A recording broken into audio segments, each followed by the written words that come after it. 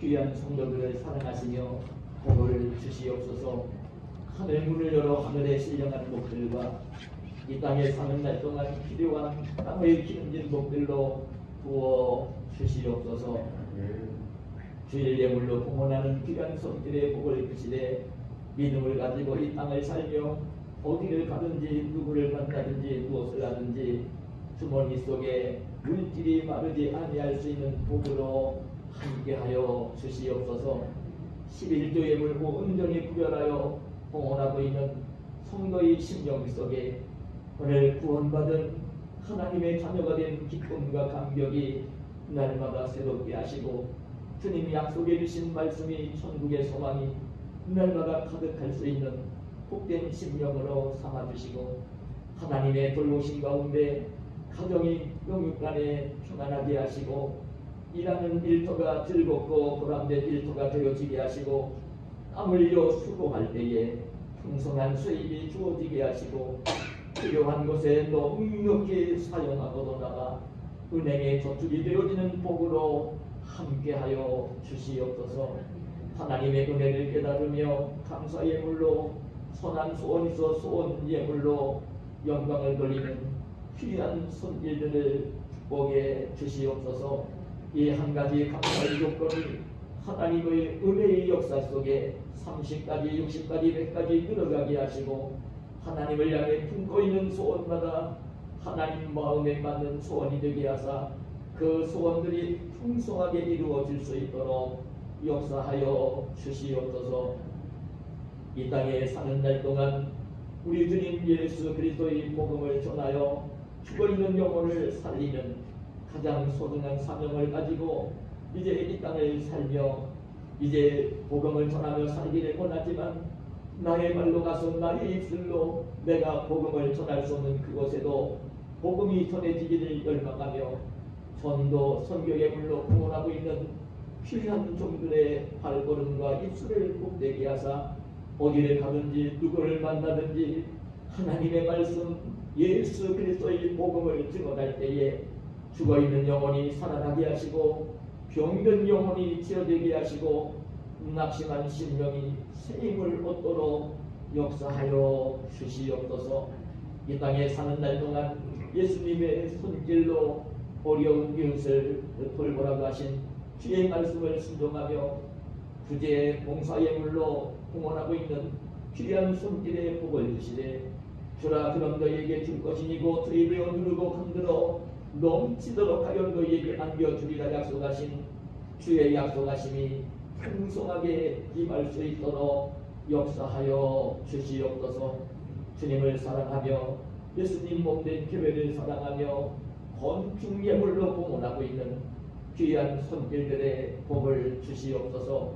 아무쪼록 이 땅에 사는 날 동안 살고 있는 주택으로 인하여 불편을 겪지 아니할 수 있는 복을 주시고 장차 주님이 예비하시고 있는 영원한 하나님 나라에서 영생 복락을 누리게 되어질 때에 함께 구원받은 믿음의 영계 자매들 앞에 수종 들게 되어질 천군 천사들 앞에 부끄럼 당하지 아니할 하늘의 아름다운 처소가 예비되게 하여 주시옵소서. 귀한 성도들이 가정에서 주님을 주인으로 모시고 살며 식탁에 예수님을 모시는 사랑과 정성으로 오늘 성민을 부려가여 드리오니 주님 기쁘게 이 예물을 받으시고 귀한 종들이 이 땅에 사는 날 동안 먹을 것 마실 것 입을 것 때문에 염려하지 아니할 수 있는 복을 허락해 주시옵소서. 주님 앞에 드려지고 있는 이 귀한 예물들은 오직 하나님의 영광을 위하여 하나님 나라 건설을 위하여 오병이어의 이덕을 일으키며 사용되어지는 축복된 예물로 삼아 주시옵소서. 존귀하신 주 예수님의 이름으로 축복하며 기도하옵나이다. 아멘.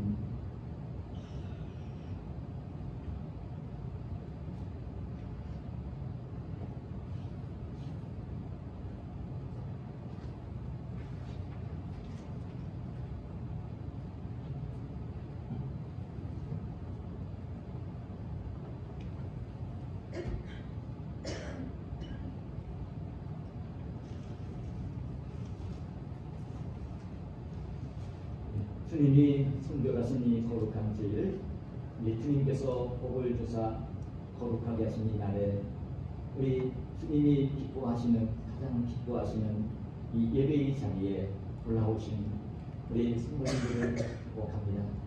오늘도 하나님께 예배를 드리시며 하나님의 자녀가 되어진 그 기쁨과 감격이, 주님이 약속하신 전국의 소망이 마음속에 가득히 임하는, 그래 하나님 나라가 마음속에 이루어지는, 그리고 주님이 약속하신 풍성한 은혜가 오늘 이제 받아 누릴 수 있는 우리 귀한 성도님들로 이제 되어지시기를 예수님의 이름으로 축복합니다. 사실 제가 요즘에 주일마다 하나님 말씀을 전하면서 이 하나님 말씀을 전할 때에 이 코로나19의 위험 속에서 그 신앙을 견고하게 지키는 우리 성도들이 되기를 열망하면서 늘 기도하면서, 그를 위해서는 가장 중요한 것이 기본이 제일 중요하거든요. 기본이 되어지면 그런 어떤 환경에 지배를 받지 않는 신실한 믿음을 가지고 하나님의 자녀로 귀하게 살 수가 있기 때문에 이 신앙의 기본에 대한 메시지를 제가 이렇게 들고 최근에 전하고 있습니다.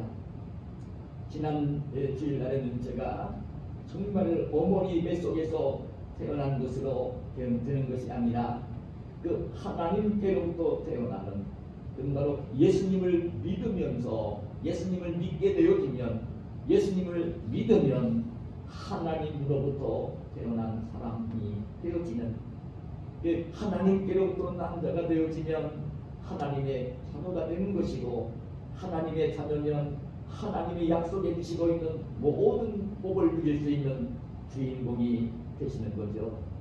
제가 특별히 여러분 세상적인 명예와 출세를 했던 그 니고데모가 예수님을 찾아와 그 하늘나라에 대한 궁금증을 가지고 물어올 때에 그 진리의 말씀을 선포를 하시는 가장 중요한 진리의 말씀을, 마치 모세가 광야에서 뱀을 든 것 같이 인자도 예수님도 들려야 하느니 십자가에 달려야 할 것인데, 이런 그를 믿는 자마다 멸망하지 않고 영생을 얻게 하려 하심이라고 하는, 바로 십자가에 달리신 예수님을 믿는 믿음을 가지면 이제 멸망을 당하지 않고 영생을 소유하고 하나님의 자녀가 되어지는 귀한 말씀을 제가 지난 주일에 말씀을 드렸습니다.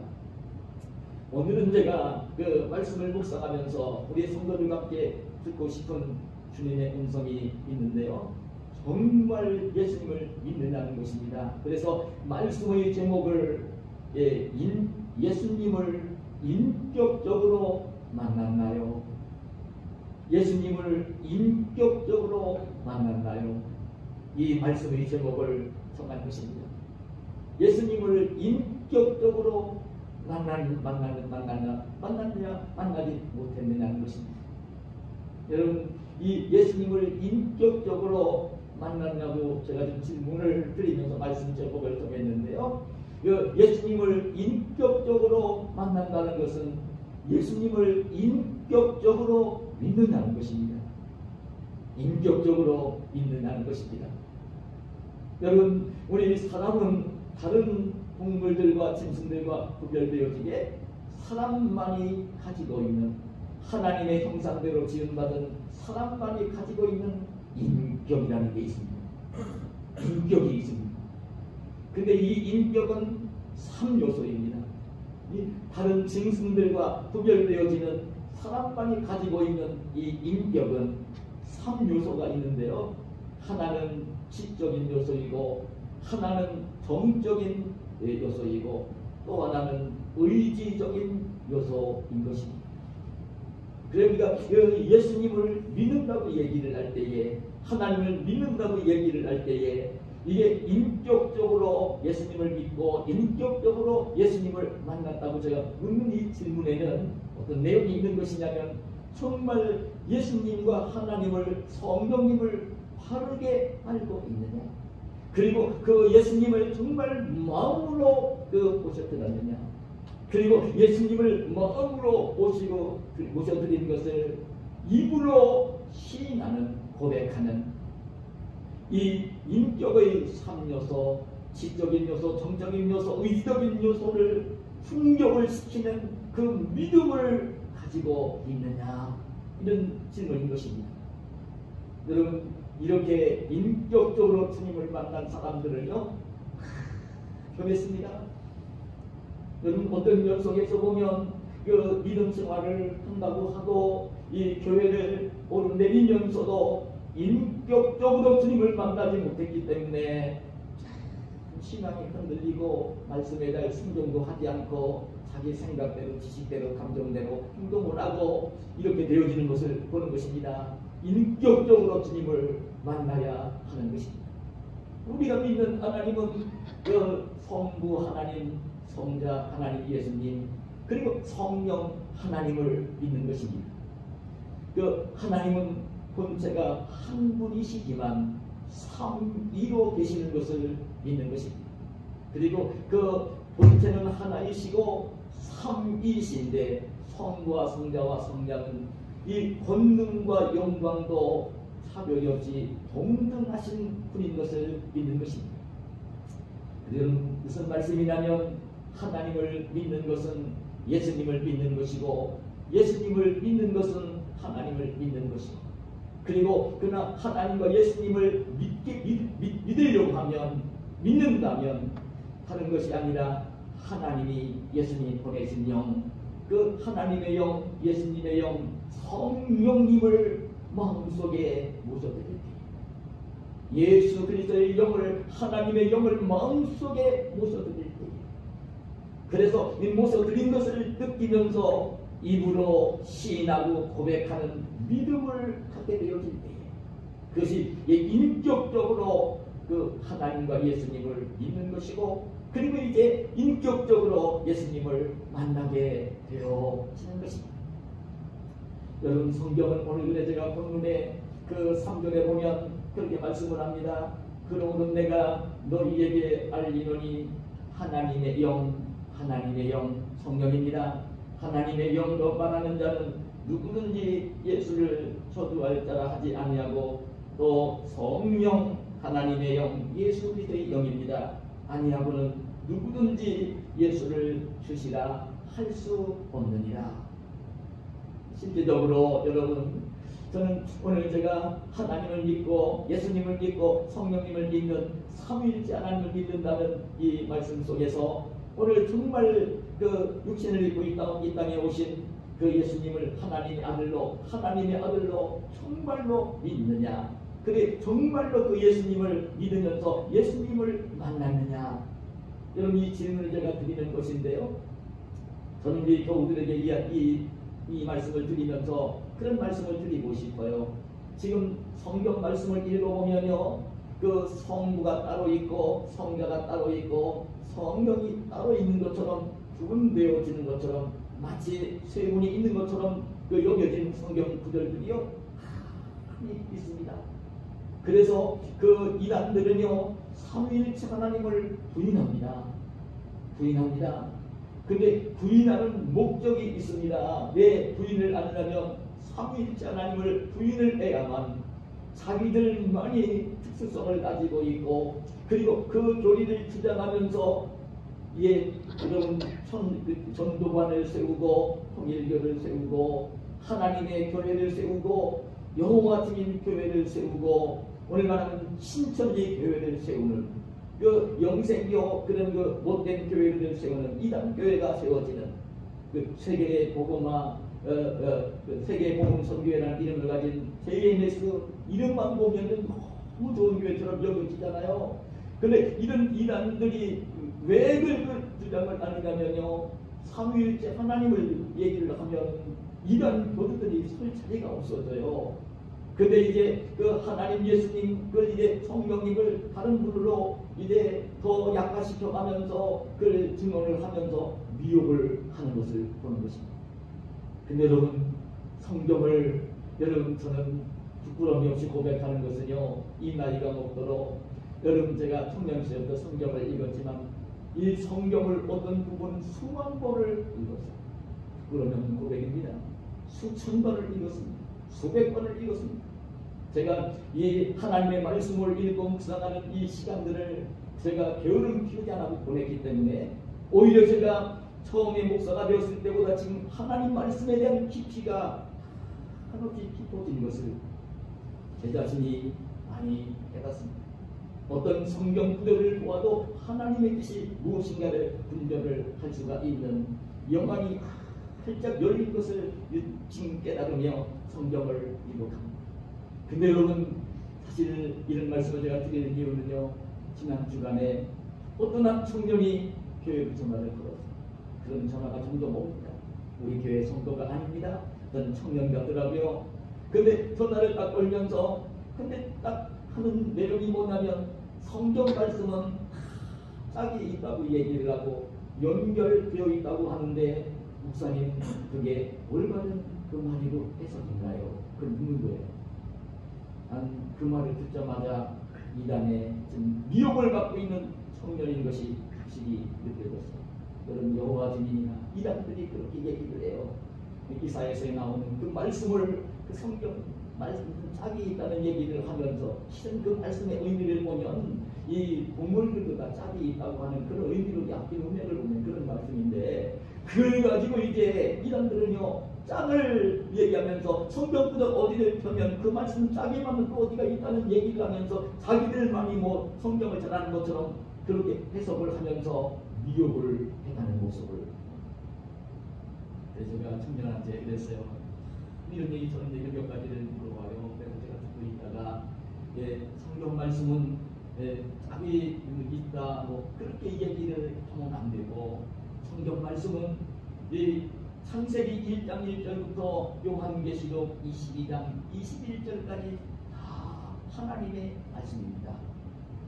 그리고 성경을 읽을 때는요 한 절을 읽을 때에도 어느 한 군데 짝을 찾아서 그걸로 해석을 하고 이해를 하면서 읽으면 안 됩니다. 성경은 한 구절을 읽을 때도 창세기 1장 1절부터 요한계시록 22장 21절 마지막 절까지 모든 성경 말씀을 다 보면서 그 성경 말씀 속에 충돌하지 않을 수 있도록 성경 한 구절을 읽고 해석을 해도 그렇게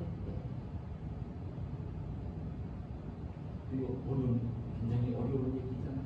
그래서 이단에 미혹되는 것 같아서 참 죄송하지만 적어도 정통교회 목사라면 신학 공부를 제대로 한 목사고 정통교회 목사라면 그는 적어도 성경을 몇십 번, 몇백 번 읽은 사람, 신학교에 올라가서 성경을 해석하는 것을 배운 사람.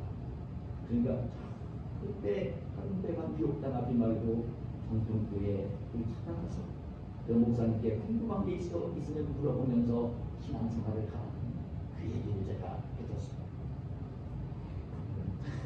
고맙다고 정말 귀한 깨달음이 온다고 하면서 전화를 끊고 나머지 성도들에게도 그런 말씀을 드리고 싶고요. 삼위일체 하나님을 지금 얘기하기 때문에 제가 말씀을 드리는 것입니다. 여러분, 우리 하나님은 그 성부 하나님, 성자 하나님, 성령 하나님이 함께 이 천지만물을 창조하신 창조주세요. 근데 여러분, 그 하나님 형상대로 지음받은 우리 사람들이 죄를 지어서 이렇게 죄를 가지고 이제 죄 때문에 죄값을 치르며 살게 되어지는 또 죽음을 당해야 되는 이런 모습을 보시면서 이제 구원하시기 위해서 선지자를 보내보고 제사장을 보내보고 왕들을 보내보고 해도 되기 때문에 우리 하나님은 하나님 자신인 성자가 이제 마지막으로 주의 백성들을 택한 백성들을 구원하시기 위해서 하나님의 뜻이 무엇인지 하나님 말씀이 무엇인지를 바르게 가르쳐주기도 하고 그리고 사람들이 지은 죄값을 대신 성장하시기 위해서 육신을 입혀서 사람의 모양으로 이 땅에 성자이신 예수님을 보내시고 그 예수님은 오셔서 그 하나님의 모습을 보여주시면서 하나님의 말씀을 전하시면서 끝내는 택한 백성들의 죄를 짊어지고 십자가에 달려 죄값을 지불하시며 죽어주시고 부활하시고 승천하시고 그러고 난 뒤에는 하나님의 성령을 보내주신 것이죠. 성령은 여러분 하나님의 영이시고 예수 그리스도의 영이십니다. 그러니까 하나님이시고 성령님도 하나님이시고 여러분 하나님이신 것입니다.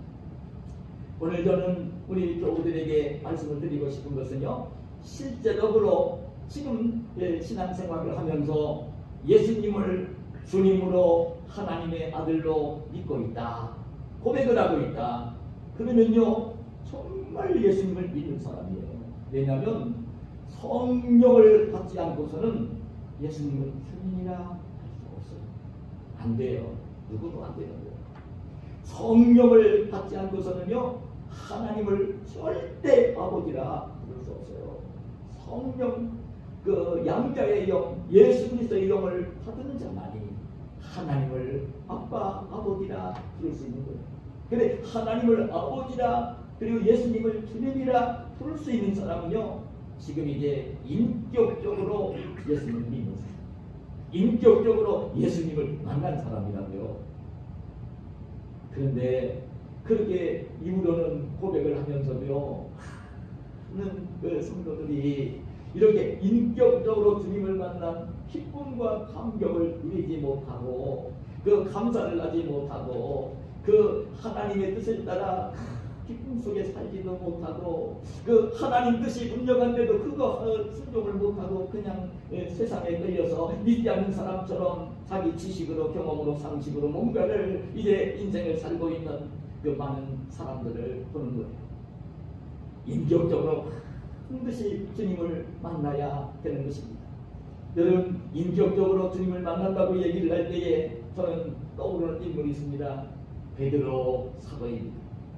여러분 베드로가 예수님이 공생애를 시작하시면서 제일 먼저 그 갈릴리 호숫가를 거니시다가 그 갈릴리 바다에서 그물을 던지며 고기를 잡고 있는 베드로와 안드레를 보았고요. 그리고 배에서 나와 그물을 깃고 있는 그 야고보와 요한을 보셨어요. 그 예수님이 부르셨죠. 베드로를 부르셨어요.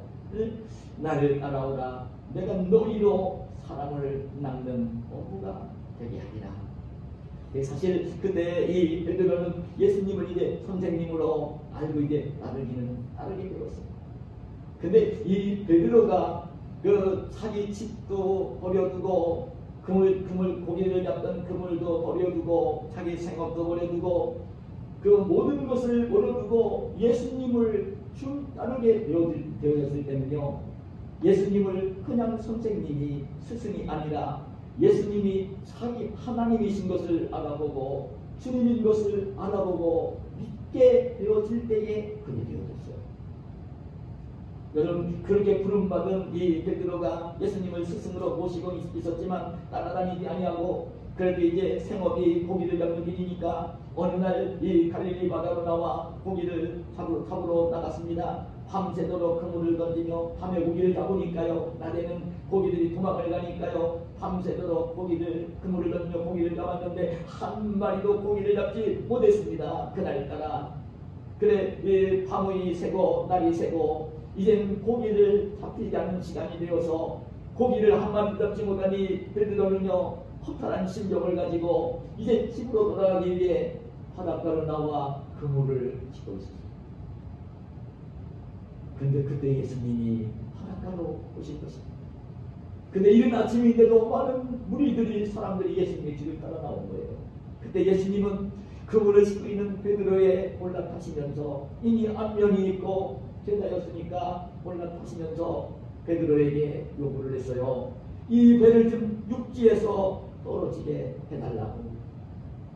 예수님은 배에 앉으시고 그 바닷가에 있는 무리를 향해 하나님의 말씀을 가르치신다고요.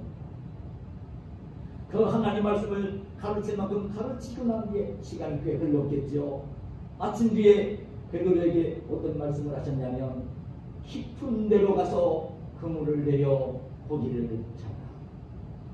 베드로는 내키지 않는 일이었어요. 제가 종종 말씀을 드렸지만 낮에는 고기가 잡히지 않는 시간이고 그리고 깊은 데는 그물을 던져도 고기를 잡을 수 없는 곳이에요. 그런데 예수님 말씀은요 자기의 가진 경험이랑은 전혀 다른 말씀을 하시면서 깊은 데로 가서 그물을 내려 고기를 잡으라고 하십니다. 그때 베드로가 그래도 그 말씀을 스승이니까 그를 고백을 해요. 주님, 예수님, 선생님, 내가 밤새도록 그물을 던지며 고기를 잡았지만 잡지 못했어요. 그러나 선생님 말씀에 의지하여 내가 깊은 데로 가서 그물을 내리겠습니다. 그리고 가서 깊은 데로 배를 몰아가서 그물을 던진다고요. 근데 한 번 던진 그물에 고기가 가득하게 잡힌 것입니다. 그를 끌어올리려고 하니까요, 얼마나 고기가 많이 잡혔는지 그물이 막 찢어지려고 합니다. 그 베드로와 안드레 둘이 끌어올릴 수가 없는 거예요. 너무나 고기가 많아서. 그래서 그 바닷가에 있는 그 야고보와 요한 동무에게 손짓하며 도와줍니다. 와서 이제 도움을 받으면서 그물을 끌어올려 보니까요, 얼마나 고기가 많이 잡혔는지 베드로의 배에도 동무의 배에도 가득하게 고기가 담긴 거예요. 그 모습을 보면서 지금 자기 배 위에서 하나님의 말씀을 가르치신 예수님, 그 예수님이 그냥 선생님, 세상에서 이런 식으로 영어도 가르치고 수학도 가르치고 국어도 가르치는 스승이 아니라 지금 고기가 잡히지 않는 시간에, 고기가 잡히지 않는 곳에 그물을 내리라고 하시고 고기 잡힐 걸 아시고 분부를 하시고 하시는 그 예수님을 보면서 하나님이신 것을 베드로가, 그냥 베드로는 예수님의 무릎 아래 엎드리는 거죠. 주여 나를 떠나소서, 내가 죄인이로서. 주님 앞에 서게 되었으면 자기가 죄인인 것을 고백해 있어요. 무슨 베드로가 죄가 있었겠어요? 다른 사람들도 무슨 죄가 많겠어요? 베드로가 고기라는 어부가 순진했고 신진했고, 뒤에 이어진 베드로의 성품을 보면 세상을 살면서 이런저런 죄를 지으며 살 수 있는 성품을 가진 성격을 가진 사람이 아니에요.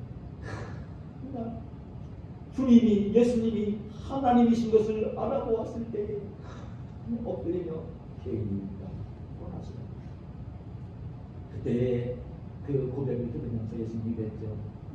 이제 내가 부르는 사람을 취할 거라고 주님의 부르심이었거든요. 그때 이 베드로가 모든 것을 버려두고 예수님의 뒤를 따르며 죄자가 되어지는 그것을 보여줍니다. 여러분, 우리가 또 이제 예수님을 인격적으로 만난 인물을 생각을 한다면 또 어떤 인물이 있냐면 바울 사도입니다. 바울은 예수님을 만날 때에 여러분 예수님에 대해 예수님을 만났고 예수님께 이야기를 직접 들었고 그러면서 이제 예수님을 믿게 된 사람이 아니에요. 이 바울은요, 오히려 가말리엘 문화에서 율법을 공부하면서 율법 학자가 됐던 인물입니다. 그래 그 당시에 대제사장이나 장로들이나 서기관들이나 그 율법에 능통한 율법 학자들과 교제를 나누면서 살고 있던 바울. 그런데 이 예수를 십자가에 못 박아 죽였잖아요. 대제사장 장로들이요. 근데 예수가 하나님의 아들이라고 이 성령을 충만히 받은 사도들이 복음을 전하며 예수님이 하나님의 아들이시고 십자가에 못을 박아 죽였지만 다시 사흘 만에 살아나셨다고, 누구든지 예수를 믿으면 죄를 용서받고 구원을 받는다는 이야기를 하면서 예수 믿는 사람들이 막 생겨나니까요. 이때 바울은요, 그게 너무나 싫어서 예수 믿는 사람들 잡아다가 옥에 가두고 죽이는 일에 합장을 섰던 이유. 사도행전 7장에 보면 이제 예수님의 십자가 죽음과 부활을 증거를 하는 사내들인 공예 의원들 앞에서도 증거를 하다가 그들에게 미움을 하다 그들이 시킨 이제 부하들에 의해서 쫓겨나서 끝내는 그래도 굽히지 않고 복음을 전하다가 돌마다 순교를 하는 그때 스데반 지사님이 순교의 현장에서 스데반 지사님을 돌로 쳐 죽이는 사람들을 증인으로 감독관으로 서 있던 인물이 그게 여러분 바울. 예수님을요 뭔가를 그랬던 인물이 아닙니다. 그래서 이제 여러분 성경에 보면 이 바울은요 저 멀리 국경을 넘어 다메섹에도 예수 믿는 사람들이 숨겨놨다는 이야기를 듣고요. 그게 너무 싫어서 그 다메섹에까지 가서 예수님 산을 잡아다가 목에 가두려고요. 대제사장에게 찾아가서 그 공문을 내가 이제 저 국경을 넘어서 가서 이제 저 예수님 못된 것들 잡아오려고 하니까 허락해주는 이제 공문을 해달라고 요구를 하고 그걸 가지고요 동료들과 함께 예수 믿는 사람들 잡으러 다메섹으로 갔던 이분이 그들은 다메섹으로 가더니 바울이 다메섹 미코이 근처에 갔을 때에 길에서 그 부활하신 예수님이 바울을 찾아오십니다. 그 예수님을 위하는 일을 하면서 했던 인물이 아니에요. 화피하는 인물이에요. 예수님이 찾아온 거예요.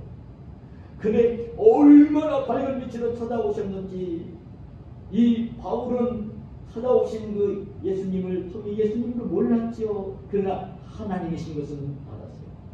얼마나 그게 밝은 빛이었는지 볼 수가 없는 밝은 빛으로 한 주님이 오신 것을 느꼈어요. 도저히 눈을 뜰 수가 없었어요. 아니 뒤에 보면 사흘 동안 앞을 보지 못했어요. 나중에 3일 뒤에 아나니아에게 안수기도를 받고 비늘 같은 것이 떨어지면서 보게 되었어요. 눈을 보지 못하게 되었던 거예요. 주님이 찾아오셨을 때 주님을 볼 때에 이 바울은요 눈이 멀었던 거라고요.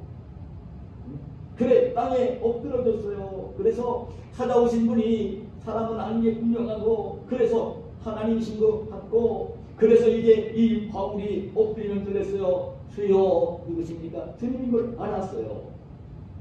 근데 그때 예수님 뭐라고 하십니까? 음성으로 사울아 사울아 어찌하여 내가 나를 핍박하느냐. 사울을 부르시면서 예수님이 왜 나를 핍박하느냐고 그렇게 부르시고 그러면서 이제 나는 내가 핍박하는 박해하는 예수라. 내가 이제 그 다메섹으로 들어가다. 그럼 너에게 내가 어떻게 할 일을 알려주는 분이 있을 거야. 그 분부를 하시는 거예요. 근데 바울은 그때 주님을 만나고 난 뒤에 앞을 보지도 못했어요. 근데 얼마나 놀랬겠어요. 그 눈을 떴는데 보이지 않는 거예요. 그 앞이 보이지 않는 거예요. 혼자서 어디를 갈 수도 없는 거예요. 같이 가던 동료들 손에 이끌려서 다메섹으로 들어가요. 얼마나 그 충격이 되었든지 바울은 3일 동안 먹지도 못하고 마시지도 못했어요. 그때 그곳에 있는 예수님을 잘 믿는 아나니아가 찾아가서 이제 안수기도를 하면서 이 바울의 눈을 뜨게 해주고요. 정말 주님께서 보내서 내가 왔다고 주님께서 당신을 이방인의 사도로 세우신다고 이 말씀을 전해주시는 것을 볼 수 있습니다. 이 바울은 그때 다메섹 도상에서 예수님을 만난 것이 얼마나 충격이었는지요. 실제로 만난 것이잖아요. 실제로 만났잖아요.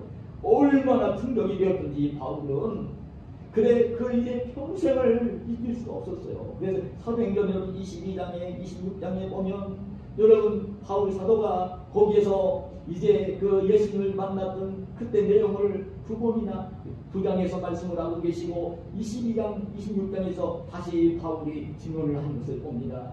자기 유대인 동족들이 그 예수님을 증언하고 있는 자기를 미워하지 못하고 죽이려고 하는 동족들 앞에 예루살렘 속에서 그냥 예수님이 하나님의 아들 그리스도 이신 것을 증언하기에 앞서서 자기가 예수님 만난 그때의 감격을 얘기를 합니다.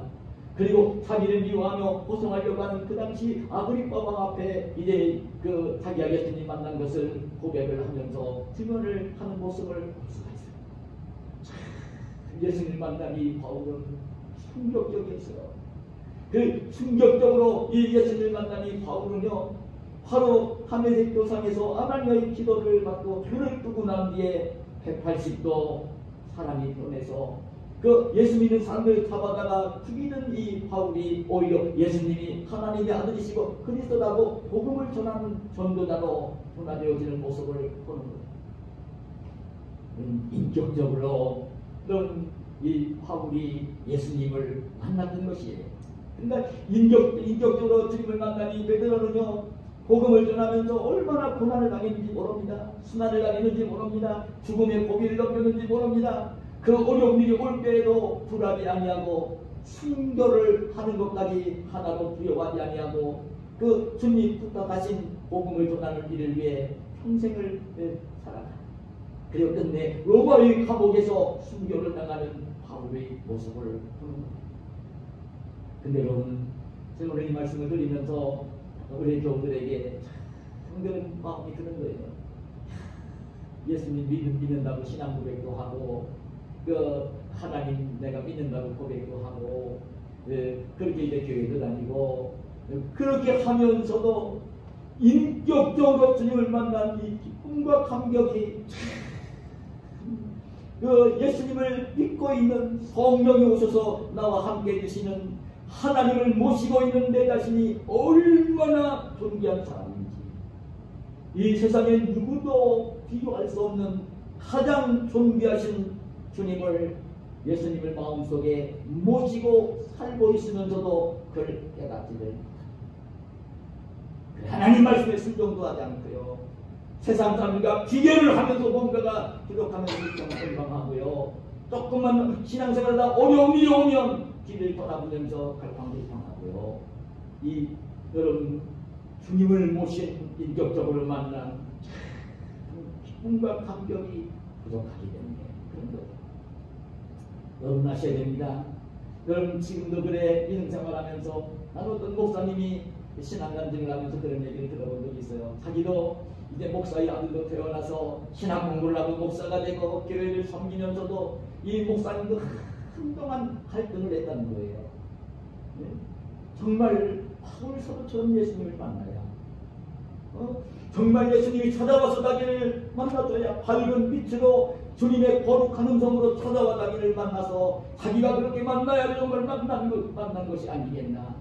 오순절 이제 성령이 강림하실 때에 불의와 같이 갈라지고 그 강하고 급한 바람 같은 소리가 들려올 때에 성령이 맺고, 그럴 때에 그 불의와 같이 갈라지고 강한 그 이제 급하고 강한 바람 소리가 들려오는 소리를 들어야 되지 않나는 생각을 이 목사님은요, 목사가 되고 난 뒤에도 하나씩 했다는 거예요.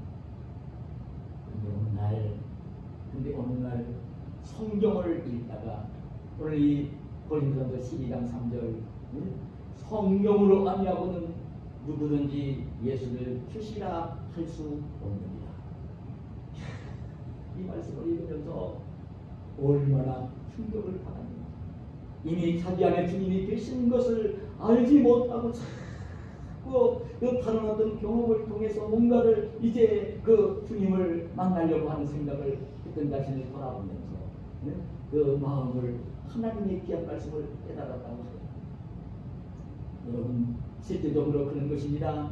여러분, 예수님이 그 십자가에 달려 죽으시기 전날 밤에 제자들 데리시고 마지막 저녁 식사를 하시고 성찬 예식을 개정하시고, 이제는 다음 날 예수님이 십자가에 못 박혀 죽으실 그 상황이 됐을 때에, 그때가 되었을 때에 예수님은 이제 사랑하는 제자들에게 중요한 말씀들을 많이 하셨어요. 제자들을 떠나간다고 하셨어요. 그때 제자들이 많이 불안해했어요. 그때 불안해하는 제자들 향해서 여러분, 주님이 특별히 어떤 말씀을 하셨는지 아십니까? 요한복음 14장 16절 18절에 보면 이런 말씀을 합니다.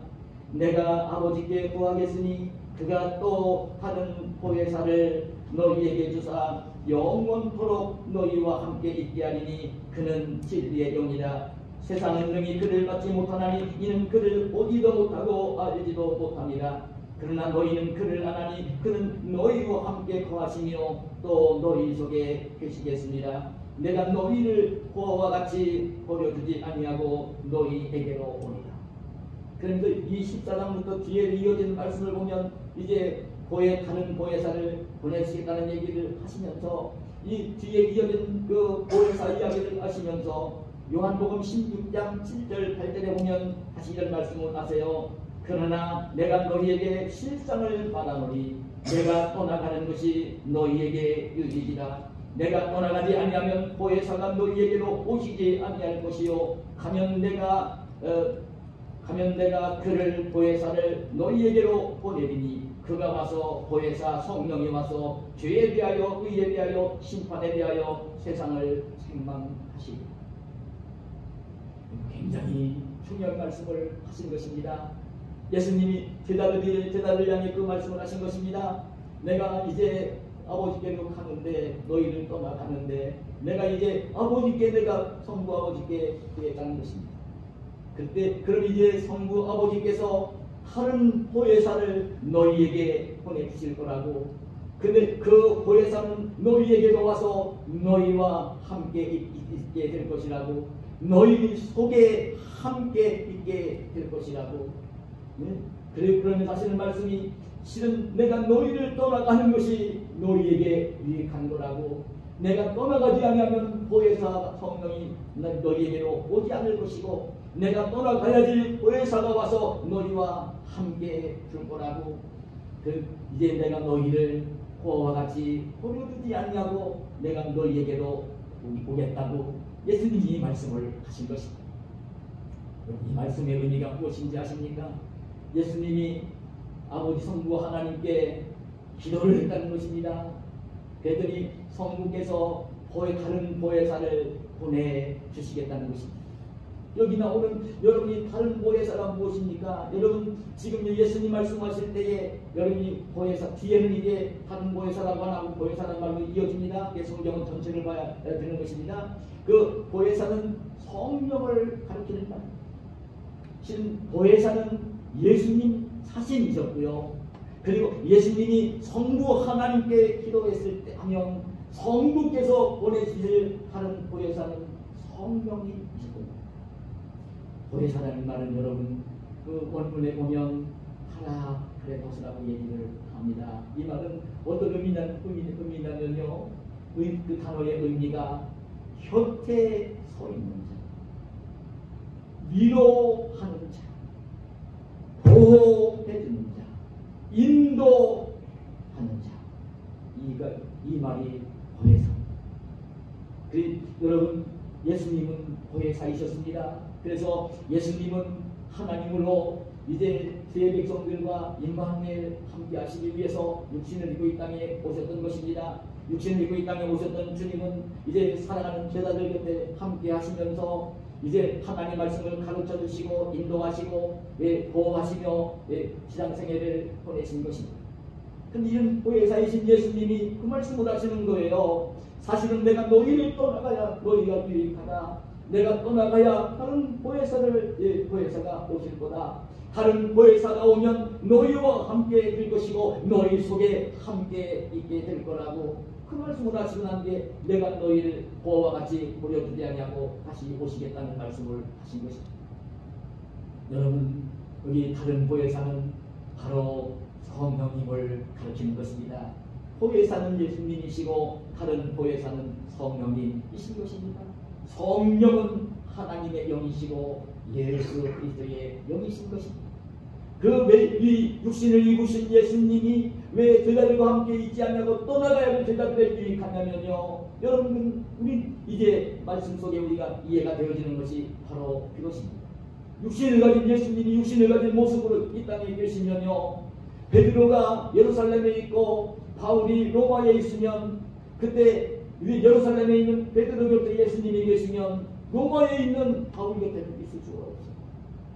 복음을 전하러 이 인도에 간 이 도마가 그 인도에서 복음을 전할 때에 지금 예루살렘에만 예수님이 계시면 인도까지 함께 하실 수가 없어요. 안 돼요. 육신을 가진 몸으로는 안 되는 거예요. 그래서 이 말씀을 하신 거예요. 떠나가는 것이 유익할 거라고. 떠나가면 이제 보혜사 성령이 너희에게 와서 보혜사 성령이 너희와 함께 될 것이고 너희 속에 함께 있을 것이다. 예수님 이 말씀을 하시는 것입니다. 실제로 그게 이루어진 것입니다. 우리 예수님은 십자가를 지시고 죽음을 당하시고 택한 백성들 죄값을 다 지불하시고 죽음을 이기고 부활하시고 승천에 올라가시고 그러면서 예수님은 이제 약속하신 그대로 성부에게서 성령을 받았습니다. 오늘 이제 사모하며 기도하고 있는 제자들에게 120명 제자에게 성령을 보내주셨던 것입니다. 하나님의 영, 예수 그리스도의 영, 예수님이 성령으로 이 땅에 오셨던 것입니다.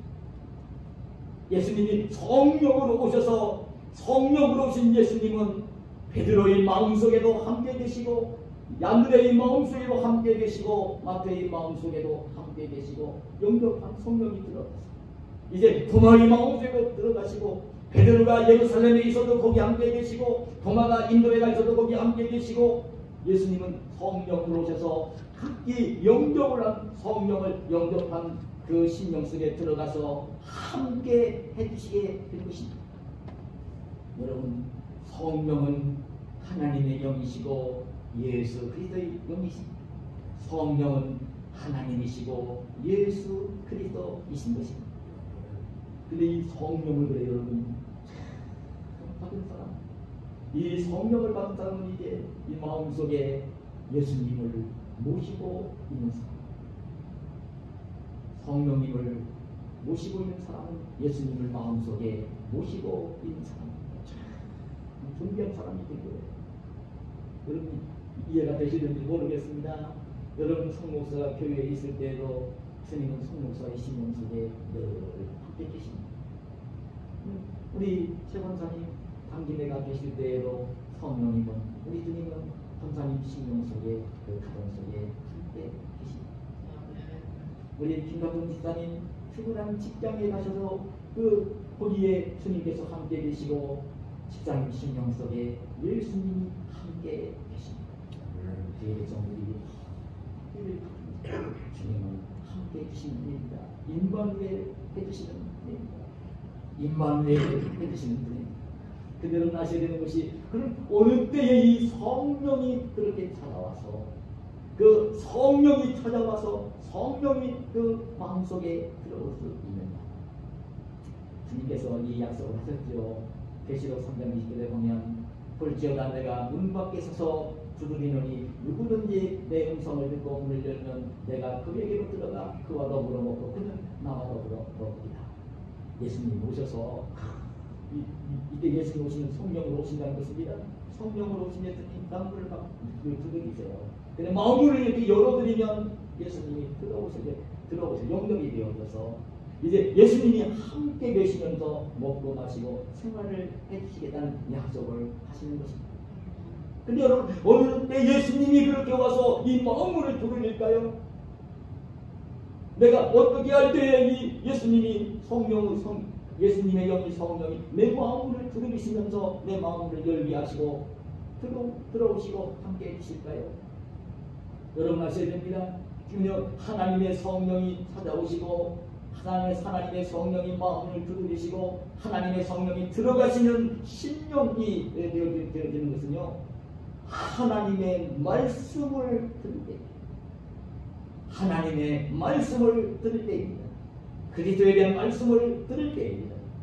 그리스도의 말씀을 듣고 있으면, 하나님 말씀을 듣고 있으면 하나님의 성령이 말씀을 듣고 있는 사람들이 마음문을 들으십니다. 그때 마음문을 열어드리면 주님은 오십니다.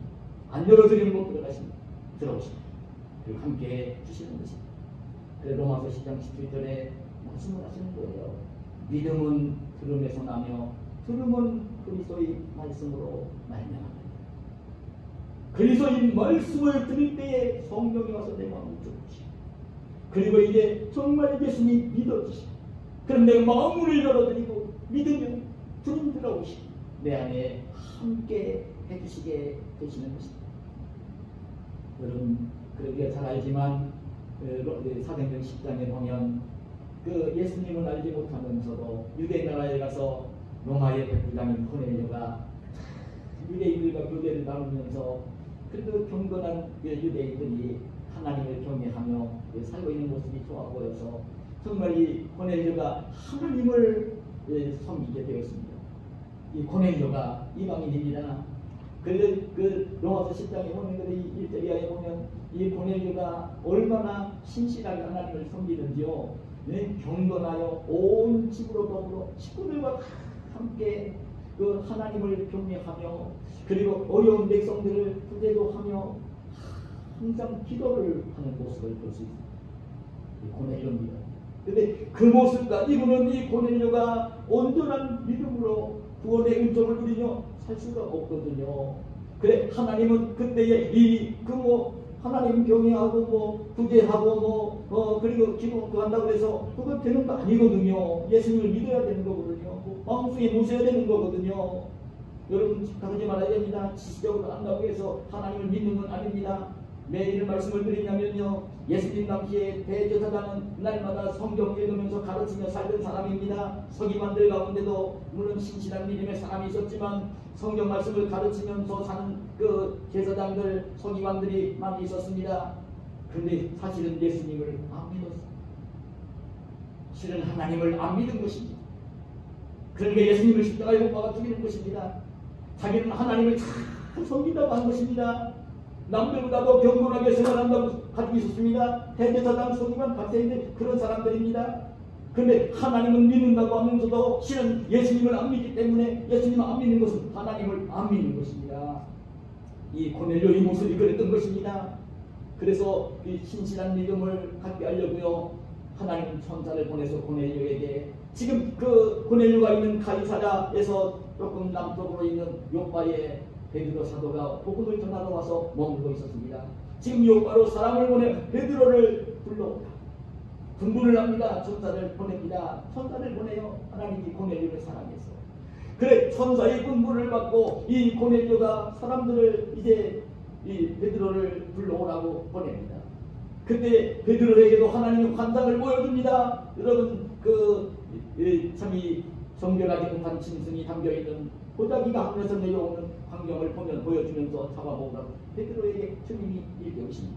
내가 이 부정한 것을 먹지 않았다고 얘기를 할 때에 내 하나님이 정하게 하신 것을 부정하다고 하지 말라고 하시면서 이 베드로를 일깨우죠. 그 환상을 보고 있는데 고넬료가 보낸 그 사람들이 와서 자기를 찾는 것입니다. 베드로가 그의 하나님의 뜻인 줄 알고 성령에 이끌려서 고넬료의 집으로 갑니다. 고넬료의 집에 간 이 베드로가 거기에서 이제 자기를 기다리고 있는 그 무리들 보면서 그 로마인입니다. 백부장입니다. 이방인들입니다. 거기에 그 고넬료의 식구들이 있습니다. 고넬료의 친구들이 모여있는 자리였습니다. 거기에서 바로 예수님에 대한 이야기를 합니다. 예수님은 하나님의 아들이십니다. 그리스도이십니다. 하나님이 기대 백성들을 구원하시기 위해서 예수님을 보내셨습니다. 우리 땅에 살고 있는 대제사장 장로들 관리들은 예수님을 하나님으로 하나님의 아들로 알아보지 못하고 십자가에 못 박아 죽였습니다. 그런데 하나님이 예수님을 다시 살리셨습니다. 그 예수님은 이제 예수님 믿으면 모든 죄를 용서받고 구원을 받습니다. 베드로가 그 말씀을 전할 때에 하나님의 성령이 말씀 듣는 우리에게 임하는 것입니다. 말씀을 듣는 우리에게 다 성령이 임하는 것입니다. 그때 그 모습을 보면서 베드로가 그 무리에게 세례를 베풀고 있는 모습이 되었습니다. 하나님 이 성령인 예수 그리스도는 언제 와서 마음을 두드리시냐면 하나님의 말씀이 선포되는 자, 예수님의 복음이 선포되는 자, 그때에 하나님의 성령이 함께 하시면서 마음을 두드리십니다. 마음을 열어드리면 주님이 들어오셔서 함께 주십니다. 임하신 주님은 절대 떠나시지 않습니다. 한번 임하신 주님은 떠나시지 않습니다. 그런 마태복음 28장 2절에 있잖아요. 그럴지어다 내가 세상 끝날까지 너희와 항상 함께 있습니다. 예수님이 성령으로 오셔서 영으로 오셔서 제자들과 성도들과 영원토록 세상 끝날까지 함께 해주시겠다고 약속을 하신 것입니다. 여러분 우리 신앙생활에 늘 제 자신에 대한 감동을 했기 때문에 잘했을 겁니다. 믿지 않는 가정에서 태어나서 사실은 병상에 누우면서 주님을 만났고 정말 신학을 공부한 목사가 됐다는 걸 지금 잘 아시지 않습니까? 네, 정말 제가 이 목사가 되려고 결심한 것은 그래도 마음을 좀 먹은 것은요, 내가 아끼는 후배가 연탄에서 중독으로 죽는 것을 보고서 인생이 그 당시 제가 그리고 있던 인생의 모습이 우리 지금 그렸어 있던 우리체 아닌 걸 알았어요. 그래서 이제 하나님의 뜻대로 살기로 결심을 하면서 이제 그렇게 이제 생활을 하면서 이 목사의 길로 왔는데, 근데 제가 주님을 믿고 있으면서도요, 주님을 만난 기쁨과 감격, 이 평안, 뜨거움, 이거는요, 그래도 이제 좀 이렇게 알고 있어도 느낄지는 잘 못했어요. 이 동성에 있으면 좀더 싸워서 이기고 병을 이기고 난 병을 이기고 난 때 뭘 해야 되겠지, 이런 생각을 하면서 생활을 하고 있었어요. 근데 제가 이 주님을 뜨겁게 만난 건 언제였냐면요, 여러분 제가 언젠가 간증한 적이 있지만, 그때 제가 청년 시절을 그 신앙생활할 때에 그 토요일날 저녁에 목사님 사택에서 목사님이 성경을 가르쳤어요. 청년 예배는 아니었고 성경 말씀을 가르치면서, 여기 청년들이 한 20-30명 모이는 교회였는데, 근데 그 모임에는 많이 안 나왔어요. 제 기억에는 10명도 안 모였어요. 목사님 집에서 우리 청년들 모아놓고 성경 말씀을 가르치셨어요. 근데 지금 잊지 못하는 게, 거기 이제 교회가 한 300명 남짓 모이는 교회였지만, 전도사님 2분 두어서 뭐 유치부나 주의가 학생들 맡겨놓고, 청년들은 그 맡길 수 없으니까 목사님이 지도를 하면서 청년들 지도를 했거든요. 그 토요일 날인데 목사님 그때 대련신학교에 이제 교수로 나가실 때인데 얼마나 바쁘게 보내신지 모르죠. 저도 이 목사 생활을 하면서 느끼는 게, 토요일만 되면 긴장 속에 보내거든요. 우리 교회 많이 나오거나 안 나오거나 하나님의 음성을 듣고 바르게 전해야 되니까, 그 말씀 묵상하면서 준비할 때는 어떻게 긴장 속에 보내는지 모릅니다. 목사님 마음이 참 이해가 됩니다. 그러니까 모이면 그때 목사님이 시간을 주일날 설교할 때 묵상하면서 기도하면서 보내준 시간이고, 그래도 청년들 내가 들을 수 없으니까 불러서 말씀을 가르치는데 또 할 수는 없으니까 신학교에 올라가서 강의할 때 사용한 그 강의안을 준비해가지고 받은 그 강의안을 그냥 우리 올라가면 읽어줬어요. 우리는 그걸 받았으면서 마태복음 1장 말씀을 주의하는 것을 1장, 2장, 3장 이렇게 받았던 기억이 나요. 그러면서 모임을 가질 때입니다.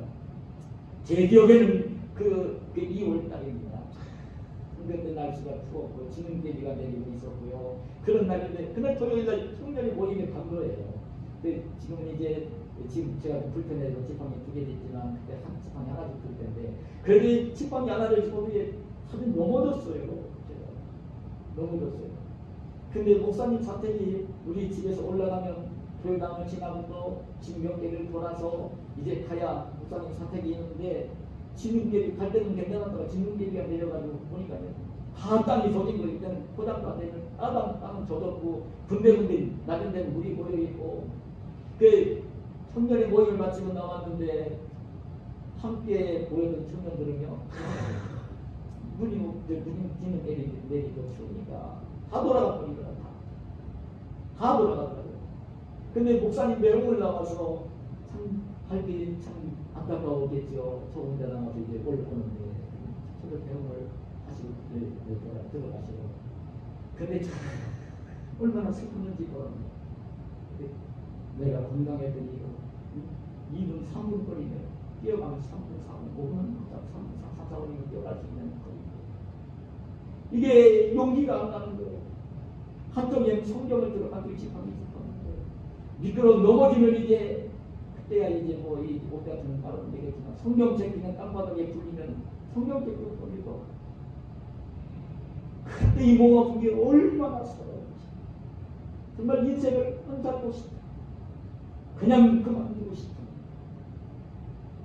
참 예수님 믿는다고 하면서도 그런 마음속에 남들의 극단적인 선택하는 사람들 마음을 이해를 잘해요. 제가 그런 어려운 일들을 얘기하고 너무나 싫어요.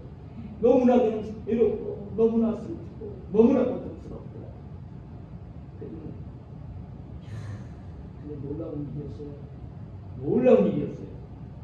바로 그 순간에 하나님 말씀이 떠오르는데, 이 마태복음 28장 20절 말씀이 떠오릅니다.